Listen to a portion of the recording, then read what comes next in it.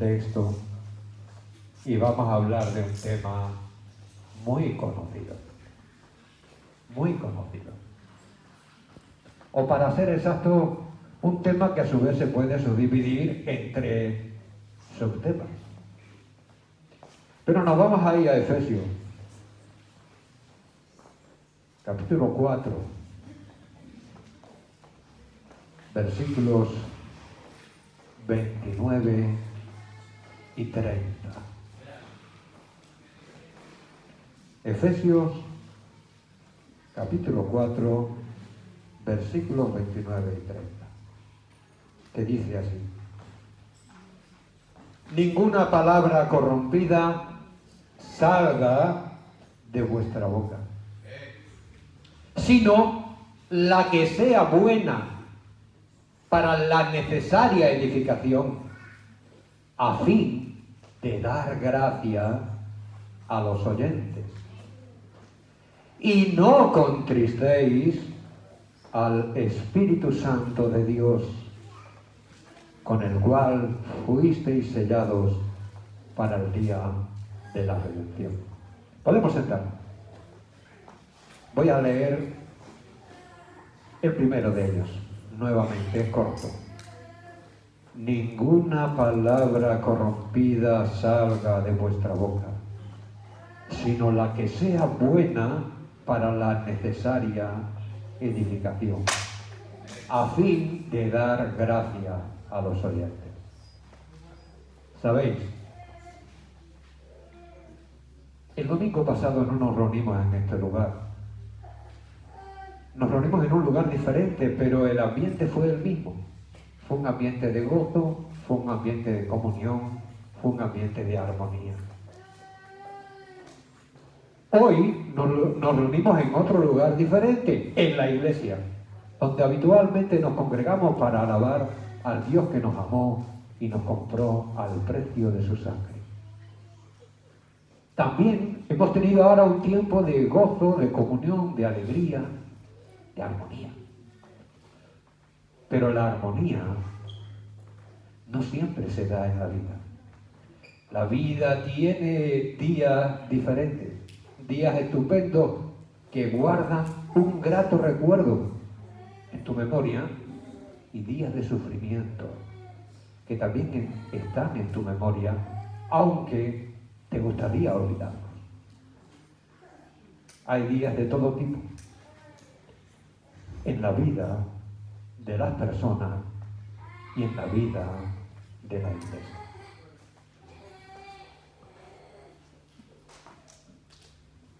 Hoy vamos a tratar sobre los días malos y hoy vamos a tratar sobre lo que producen los días malos, porque los cristianos sabemos que no existe la suerte ni la desgracia en el sentido de mala suerte.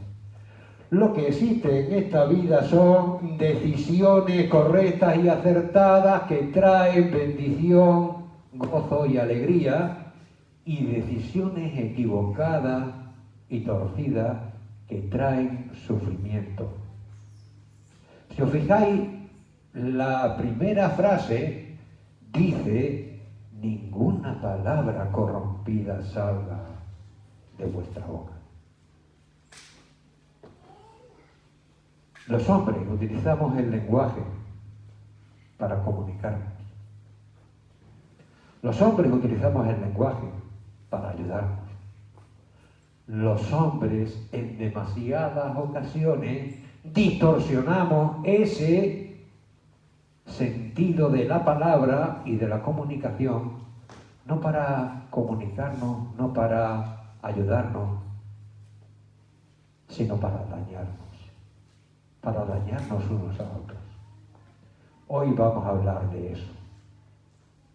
Cuando yo era niño pensaba que las palabras no tenían efecto, que daba igual lo que dijera, porque después de todo la palabra es solo un sonido que se mantiene por una fracción de segundo en el aire y no queda. Cuando yo fui convertido al Señor, me di cuenta que la palabra tiene poder. Tiene poder la palabra de bendición, pero tiene poder la palabra de maldición. La Escritura es clara, hermanitos. Si tú quieres una vida de comunión profunda con tu mujer, con tus hermanos, con tu Señor, lo primero que tienes que desechar es la palabra corrompida de tu vida, porque lo corrompe todo. No se queda una fracción de segundo en el aire. No. Se pega a tu alma, se pega a tu corazón, y en la persona a la que le has hecho daño se pega a su memoria por meses, por años, por una vida. Los creyentes tenemos que tener cuidado con las palabras que soltamos. De hecho, el Señor Jesús dice que por nuestras palabras seremos juzgados. No quiere decir con eso que un creyente que confía en el Señor Jesús y que ha aceptado de corazón al Señor Jesús naciendo de nuevo vaya a ser condenado por su palabra. Porque la sangre de Jesús lo perdona todo, lo limpia todo, lo restaura todo, lo borra todo. Sin embargo, esas palabras que no convienen acaban quitando a ese creyente los galardones, los premios y un nivel mayor que lo pierde de comunión con el Señor aquí y de gozo eterno allí. Las palabras traen consecuencias. Voy a hablar, hermanitos, sobre actitudes en nuestra vida y actitudes en la iglesia. De manera que este mensaje tal vez produzca en alguno la impresión de que está hecho para él. Ya te anticipo, no está hecho por nadie o para nadie en concreto. Para nadie, ni por nadie en concreto, pero está hecho para todos. Incluyéndome yo el primero, los pastores detrás y hasta el último de los hermanitos. Todos tenemos necesidad de tener cuidado con lo que hablamos, tener cuidado con lo que hacemos, porque la Biblia habla de que ninguna palabra corrompida puede salir de nuestra boca, pero la Biblia va más allá. El hombre habla con palabras, pero el hombre no solamente habla con palabras, el hombre habla con gestos, el hombre habla con hechos, el hombre habla con actitudes, y todas ellas deben de estar dirigidas por el Espíritu de Dios y no por tu carne ni por la mía. Hoy vamos a hablar sobre la crítica, hoy vamos a hablar sobre la murmuración, hoy vamos a hablar sobre el chisme. He escuchado más de una vez alusiones a estos temas en la iglesia. Y no porque la iglesia se distinga especialmente en que sea chismosa o murmuradora o criticona, no. No. Es sencillamente porque es una realidad en el mundo y es una realidad en la naturaleza carnal que aún nosotros conservamos y contra la que debemos luchar. Hoy es 20 de noviembre. Para vosotros será un día normal. No es una fecha llamativa. Para los mexicanos hoy es un día de fiesta. Hoy es el día de la revolución. Para mí, hoy es un día triste. Hoy es un día de muerte. ¿Y sabes dónde estuvo el origen? En el chisme, en la crítica, en la murmuración. Y estoy hablando ahora de la historia de España.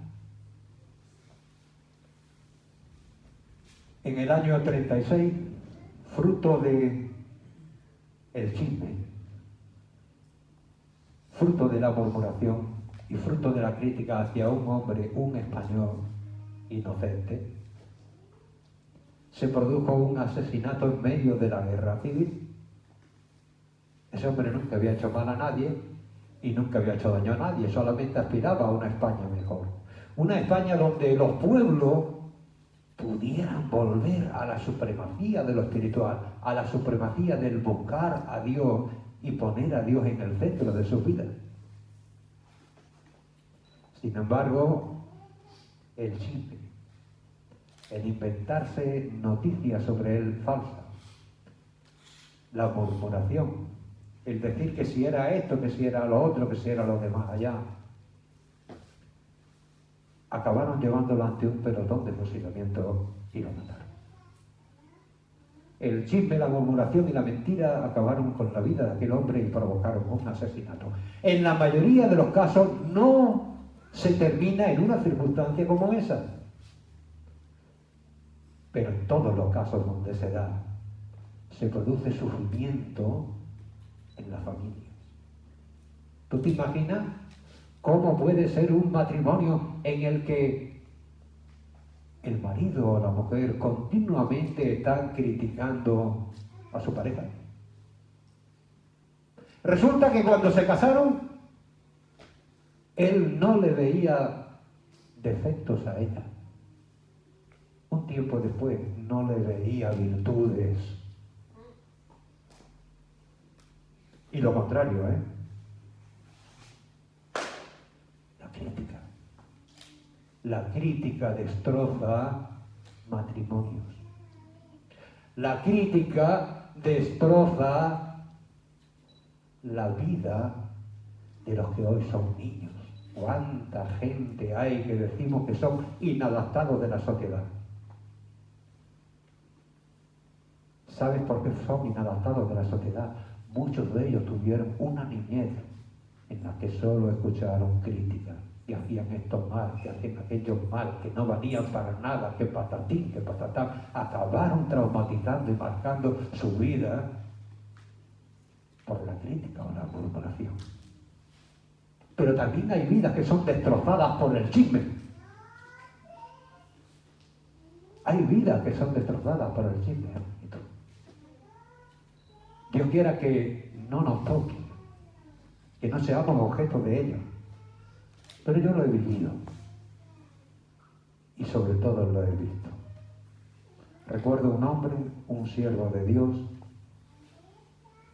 que tenía un ministerio, que trabajaba en su iglesia, que tenía una familia y que tenía una amiga que además él y su mujer y su esposa habían llevado al Señor. Esa amiga tenía tanta confianza con él que él le contaba muchas cosas de las que vivía. Y la hermana, que era madura y que era espiritual, le aconsejaba. Un tiempo después, esa amistad se tuvo que romper por testimonio, pero no por un testimonio de que hubieran metido la pata, sino porque es que nadie era capaz de creer que entre un hombre y una mujer podía haber solo amistad. De manera que se levantaron el chisme de que estaban liados. El corazón del ser humano es malvado. De manera que es rara la vida, si es que existe alguna, que no ha sido víctima de la crítica, de la murmuración o del chisme. Pero te digo algo, igual que es raro que haya vidas que no han sido víctimas de la murmuración, de la crítica y del chisme, también es raro que haya vidas que en algún momento no hayamos participado de la crítica, la murmuración y el chisme, creyendo que solo son palabras, pero no son solo palabras. La palabra tiene un poder para bendecir, tiene un poder para dañar. Y la palabra corrompida de la que aquí nos habla la Escritura no solo daña al que la recibe, daña también el corazón y la fe del que la emite, del que la propaga, del que la lanza. A veces nos preguntamos, ¿por qué no soy el hombre o la mujer que debiera de ser? ¿Dónde está el problema? Y nos creemos que el problema está en que nos falta leer más la Biblia. Y es verdad. Por mucho que leas la Biblia, nunca va a ser suficiente. Porque nos falta más tiempo de oración. Y también es verdad, cuanto más ores, más vas a crecer. Pero el problema es que a veces no nos damos cuenta de que no tenemos la vida que tenemos, no por lo que nos falta, sino por lo que nos sobra. Nos sobra demasiada carnalidad. Nos sobra demasiadas actitudes de hombres y mujeres del mundo. Porque nosotros estamos en el mundo, pero ya no somos del mundo. ¿Sabéis? Todo esto comenzó, os puse antes un ejemplo de cómo el chisme, la murmuración y la crítica acaban con la vida de una persona. Pero en realidad, el chisme, la murmuración y la crítica no han acabado con la vida de una persona solamente. Han acabado mandando al infierno a millones de seres humanos. Y han acabado provocando la muerte de millones de seres humanos. Y han acabado convirtiendo la vida de millones de seres humanos en un infierno en esta tierra. Y no le damos la suficiente importancia. Si se pilla un hermano que resulta que ha tenido un desliz y una debilidad por una mujer, lo crucificamos vivo. Si se pilla un hermano que se ha pasado de rosca y que le has visto en un momento dado demasiado alegrado o alegre porque había estado en la boda de fulano, de mengano, de su hijo, madre mía, lo llamamos a careo y lo ponemos en disciplina. Le damos mucha importancia y esas cosas la tienen. A lo mejor las exageramos, pero la tienen.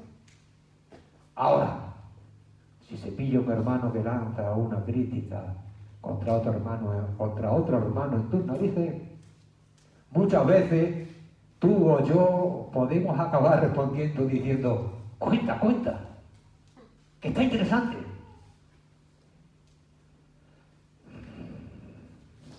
La crítica, la murmuración y el chisme son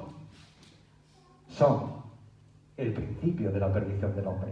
Lo tenéis en el libro de Génesis capítulo 3, del 1 en adelante. Resulta que Dios había creado el mundo perfecto. Resulta que Dios había hecho al hombre perfecto.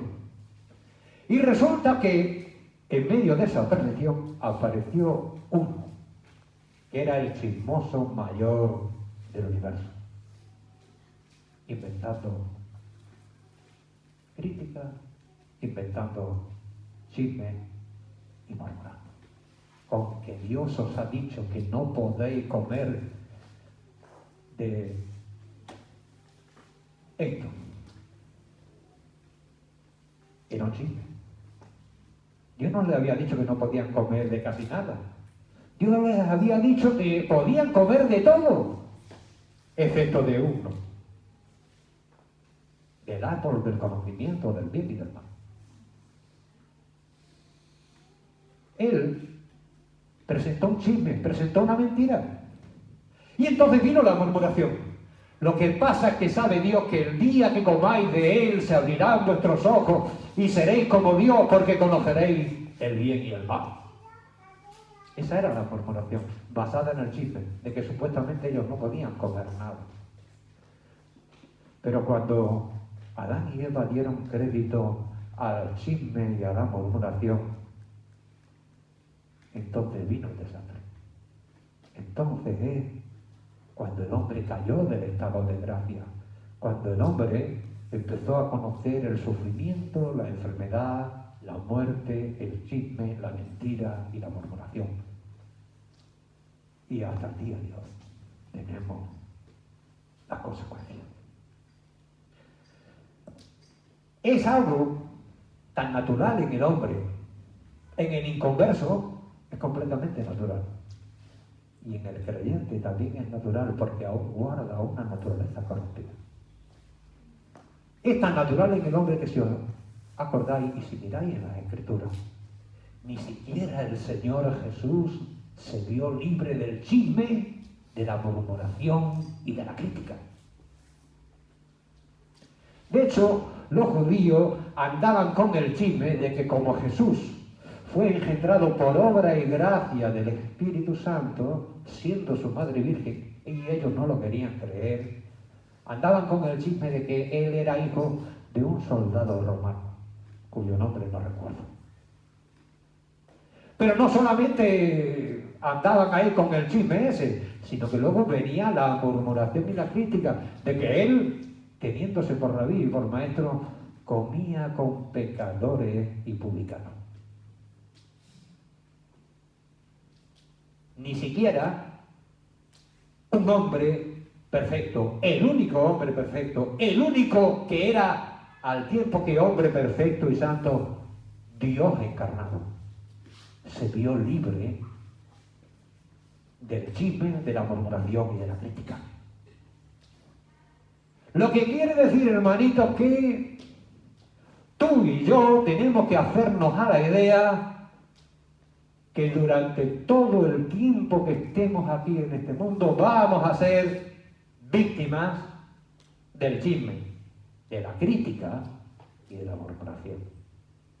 Pero el hecho de que podamos ser víctimas de todo eso no quiere decir que tengamos autorización y carta blanca para participar de ello. Nosotros como creyentes podemos recibir todo eso, ataque en ese plano, pero no podemos actuar de esa manera. No podemos ser como el mundo.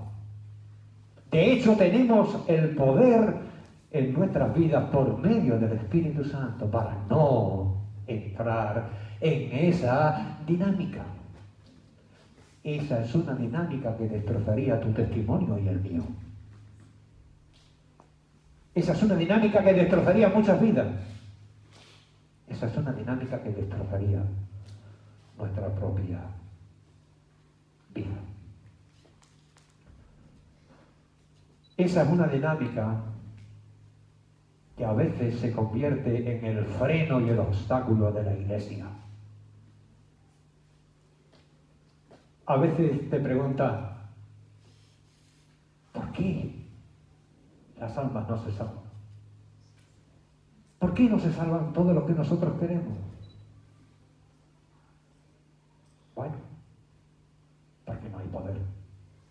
¿Por qué no hay poder? Porque me falta oración, porque me falta conocimiento. Bueno, la oración y el conocimiento son muy buenos para tener poder, pero no son suficientes si tu vida o la mía están llena de chismes, de murmuraciones y de crítica. Son un tremendo freno para el testimonio de cualquiera de nosotros el llevar ese tipo de vida o el caer en ese problema de vez en cuando. Hay sectas que tienen mucho afán evangelístico, que tienen muy buenas técnicas de persuasión, pero no crecen. ¿Sabes por qué no crecen?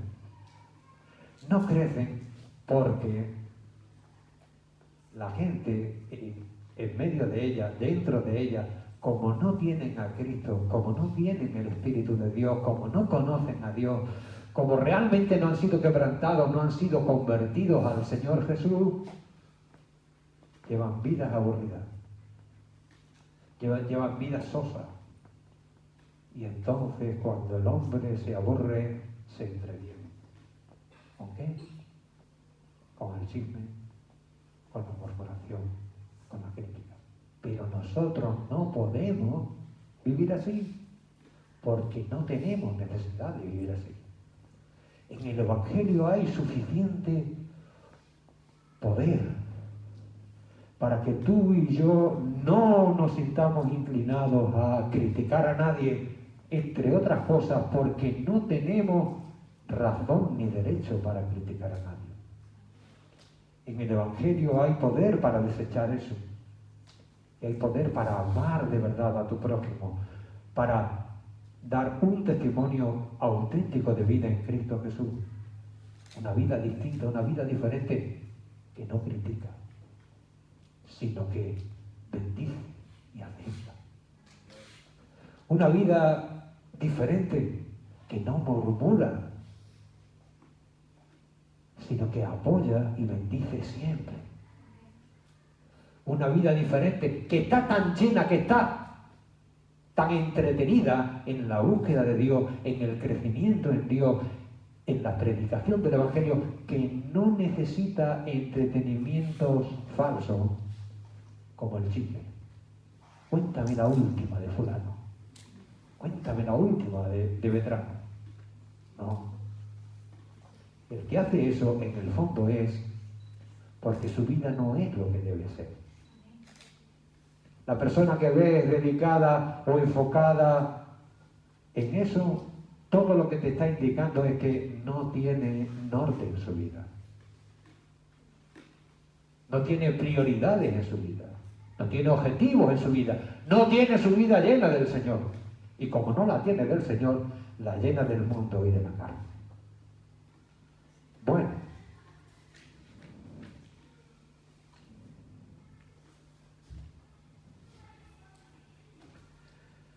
Pues sí, hermanitos. Dios quiere que quitemos de nuestra vida frases que hacen mucho daño. A veces las decimos inconscientemente y a veces las soltamos conscientemente. Pero el daño que hacemos no nos podemos ni imaginar. Cuando yo caí enfermo y estuve 1 año y pico sin poder congregarme en la iglesia, había personas aquí que hoy no están.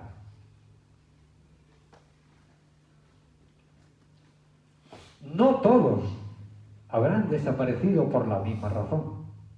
Y puede que a lo mejor hasta ninguno haya desaparecido por esta razón.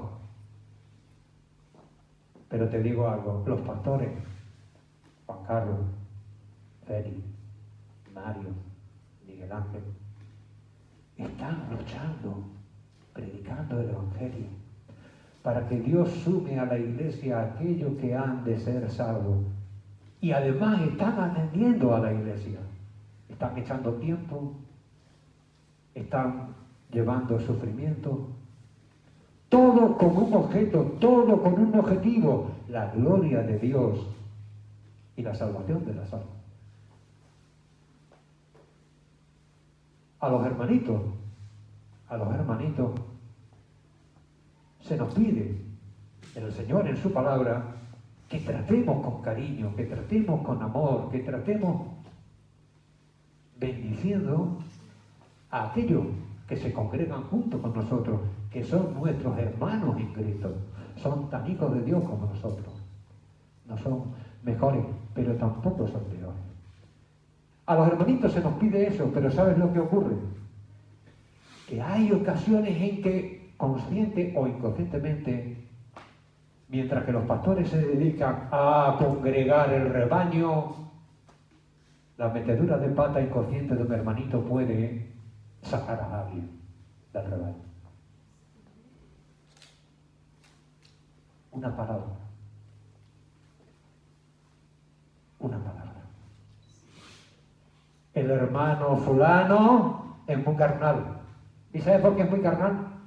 El hermano fulano es muy carnal porque no vino al culto.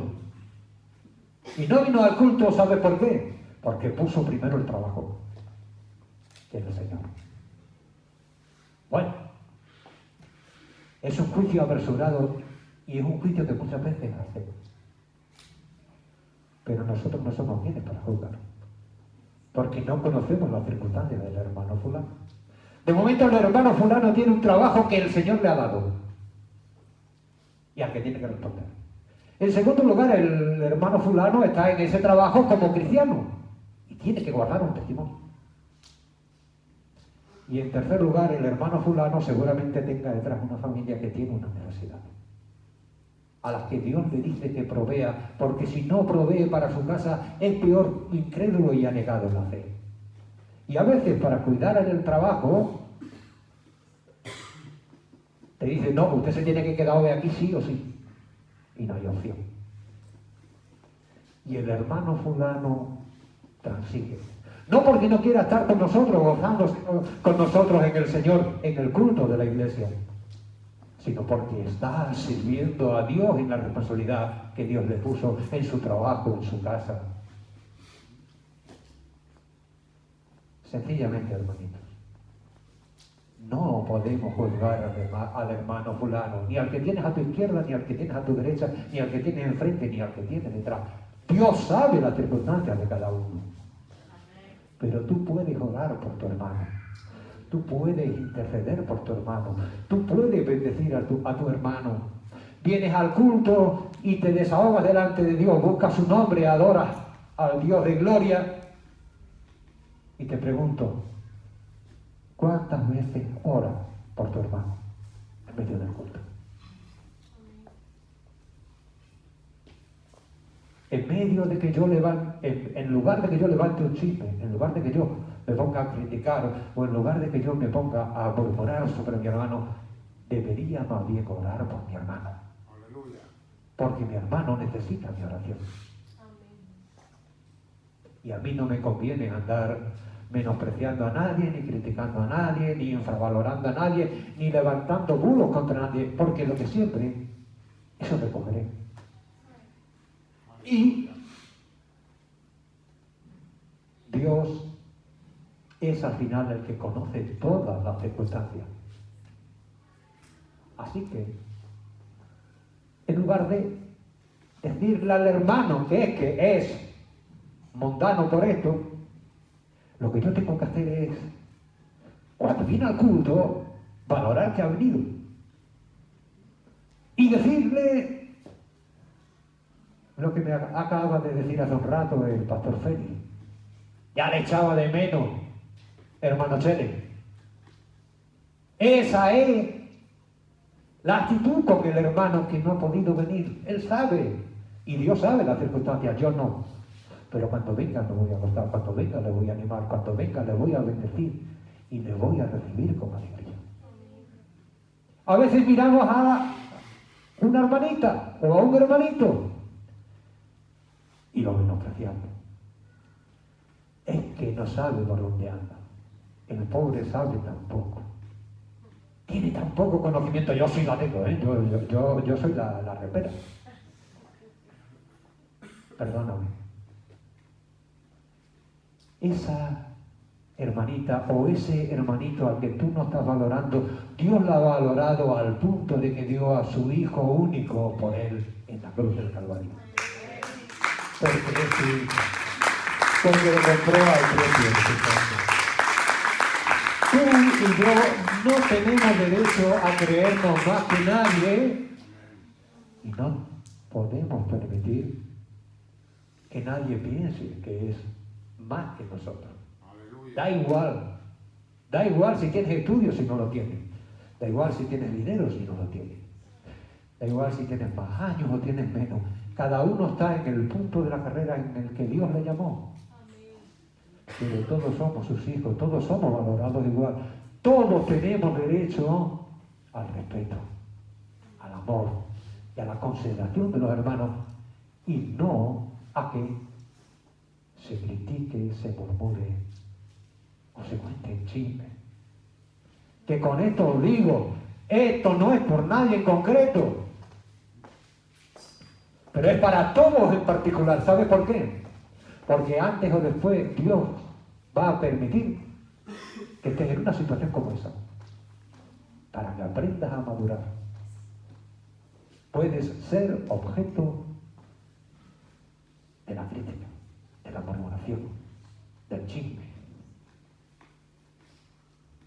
Y no puedes sorprenderte. Si con el árbol verde hicieron eso, ¿qué no harán con el árbol seco? Dijo el Señor. Si con nuestro Señor lo hicieron, ¿qué no van a hacer con nosotros? Van a hacer lo mismo, o van a hacerlo todavía mucho peor. No podemos soltar palabras ante un hermanito sin pensarlas. Yo cuido mucho lo que pienso, pero cuido más lo que digo. Porque puedo hacer daño sin querer. Y la Biblia nos dice que por el hecho de que hicieras daño sin querer, dejes de ser menos responsable. La Biblia dice que somos responsables de nuestros hermanos. Caín le dijo, ¿acaso soy yo guardián de mi hermano? Bueno, él no era el guardián de su hermano, pero él no tenía derecho a hacer daño a su hermano. Tú y yo, sin embargo, sí somos guardianes de nuestros hermanos. Debemos protegernos unos a otros, debemos acompañarnos unos a otros, debemos interceder unos por otros, pero no tenemos ni podemos hacernos daño unos a otros en la iglesia. Y eso ocurre cuando soltamos palabras corrompidas que salen de nuestra boca. El Señor te está diciendo aquí que es lo que tú y yo tenemos que hacer, sino la que sea necesaria para la edificación de los creyentes. En la relación con los hermanos, el reproche está excluido. Lo que tiene que haber es el enconio, es el ánimo al hermano para que siga adelante, para que crezca, para que persevere, para que madure. Pero no él, es que eres esto, es que eres aquello, es que es lo otro, es que... No. Nuestras palabras tienen que estar siempre motivadas por el amor, para que sean bendición. Palabras que dice aquí necesarias para la edificación. Tú y yo estamos puestos para la edificación de la iglesia. No te creas que es algo que solamente es para los pastores. ¿Cómo se puede construir el reino de Dios si el hermano Félix, si el hermano Juan Carlos, si el hermano Mario o si el hermano Chele se dedican a levantar el reino de Dios, pero luego viene el hermano Pepito y el hermano Menganito y el hermano Betranito y se dedican a pegar cofres y aguijonazos a la hermanita, al hermanito, al niño, al otro? No. De lo que hay en el corazón habla la boca, pero lo que hay en el corazón se ve en los hechos. Debemos amarnos, hermanos, y debemos excluir cualquier tipo de crítica en la iglesia, cualquiera. Pero te voy a decir más. El hombre, como os dije antes, no se relaciona, no se comunica solamente con palabras. No. Algunos creen que las palabras no tienen poder, pero deja huella de bendición. Yo no me olvidaré de un día que a lo mejor el hermano Félix ya se lo olvidó, pero un día que él me dio una palabra, y esa palabra era un texto de Jeremías. Dios te ha puesto como un muro de bronce. Para mí eso fue palabra de Dios, porque a mí no se me ocurrió, pero el hermano me la dio. Las palabras traen bendición, las palabras traen maldición. hay que tener cuidado. Pero el hombre no solo bendice con sus palabras, no solo se comunica con sus palabras, con los gestos y con los hechos. También el hombre bendice o maldice. A veces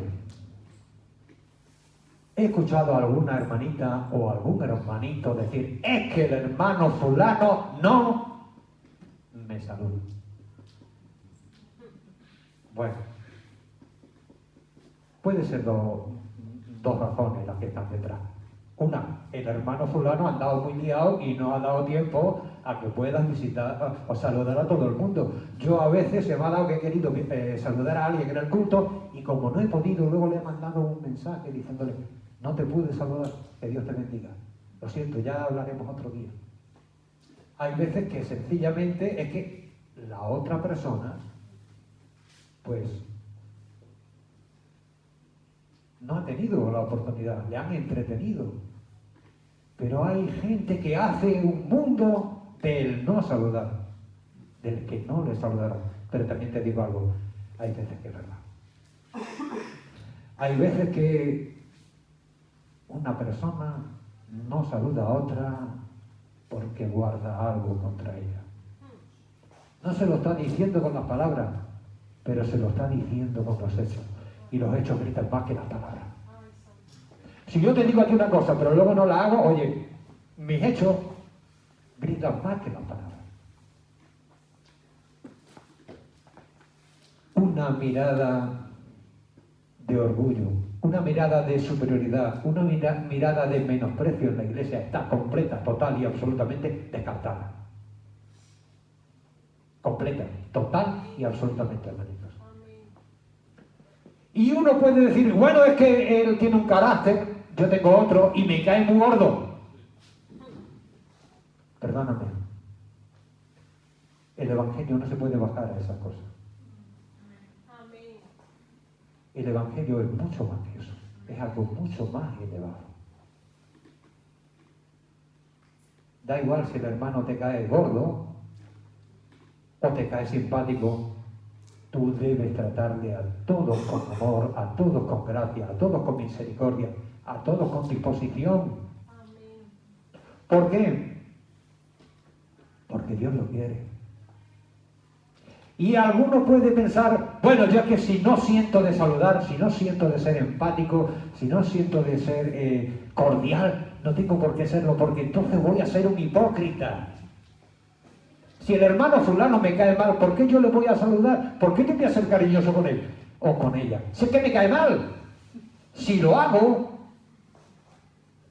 voy a ser un hipócrita. Así que prefiero no hablarle, prefiero no decirle nada, prefiero hacerle el vacío. Perdóname, no es así.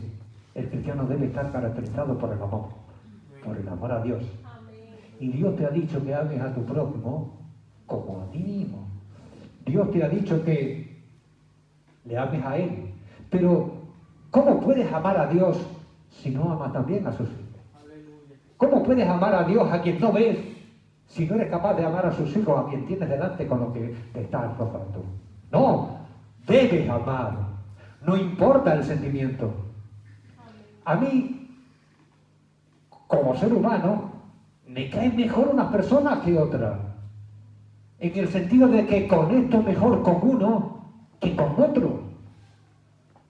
A lo mejor un muchacho de 18 años puede tener mi simpatía, pero no va a tener mi mentalidad, no va a tener mi visión, no va a tener mis intereses.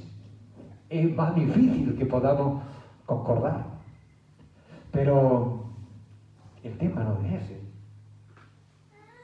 Yo puedo tener más comunión con ciertos hermanos. Y tú puedes tener más comunión con ciertos hermanos que con el resto, porque es normal, uno no puede tener una amistad profunda con todo el mundo, pero uno debe tener una comunión profunda con todos los hermanos en Cristo, en el Señor. Y tratar a todos con deferencia, con amor, con misericordia, con gracia. No se trata de ser hipócrita cuando tú estás obedeciendo a Dios y tienes al hermano delante que te cae gordo, que no conecta contigo, que no sabe qué es, pero Ve y ámale. Ve y salúdale. Ve y sonríele. No estás siendo hipócrita. Estás siendo obediente a la voluntad de Dios. Porque Dios quiere que tú ames y trates a tu hermano con amor y con misericordia. Hermanitos, los hombres utilizamos mal el lenguaje en demasiadas ocasiones. El lenguaje está hecho para comunicar. Mediante el lenguaje nos comunicamos con Dios. Bendecimos y exaltamos su nombre. Por eso, como santificamos el lenguaje, no podemos ensuciarlo con la crítica, con la murmuración, con el chisme. Tienen consecuencias profundas en las vidas de las personas. Sé de gente que ha destrozado su vida por causa de un chisme. Por eso el versículo 30 te dice: no contristéis al Espíritu Santo de Dios. Os dije antes, ¿por qué algunas vidas no tienen el poder que deberían de tener? Porque pueden estar participando de esta situación, pero sobre todo porque están contristando al Espíritu Santo. No podemos contristar el Espíritu Santo. El Espíritu Santo lo necesitamos para todo en la vida cristiana. De principio a fin, la vida cristiana es la vida del Espíritu de Dios en nosotros. Nosotros por nosotros mismos no podemos hacer nada, ni siquiera podemos convertirnos. No te creas que tú te convertiste. A veces decimos eso: yo me convertí el 15 de febrero de 1982. No es así. Es una impresión mía. Yo fui convertido el 15 de febrero de 1982 por el Espíritu Santo. Ese Espíritu Santo está en ti y está en mí desde el día de nuestra conversión y nunca nos abandona. Quiere obrar en nosotros. Él es el punto positivo. El punto negativo es que tú y yo, aun cuando seamos hijos de Dios, aun cuando seamos espirituales, tenemos mucha carne en nuestra vida. Incluso el pastor más consagrado tiene demasiada carne en su vida. Por eso necesitamos no seguir alimentándolo. Darle un buen ayuno a la carne. Absteniéndonos de la mentira, absteniéndonos de la crítica, absteniéndonos del chisme, absteniéndonos de la murmuración. Nuestra boca, hermano, puede bendecir o puede maldecir. Pero debemos recordar que seremos responsables de lo que hacemos con ella. Por eso, ninguna palabra deshonesta salga de vuestra boca. Y no estamos hablando de palabras soeces. Que pudiéramos pensar, bueno, las palabras sucias son las palabras soeces. El español es muy variado en el vocabulario de palabras soeces. No solamente son las palabras soeces, son las palabras dichas con el deseo de hacer daño. Esas palabras deben ser erradicadas de nosotros. Nosotros debemos bendecir, nosotros debemos amar, nosotros debemos edificar, nosotros debemos confortar, nosotros debemos aceptar como fuimos aceptados en Cristo Jesús. Que Dios os bendiga.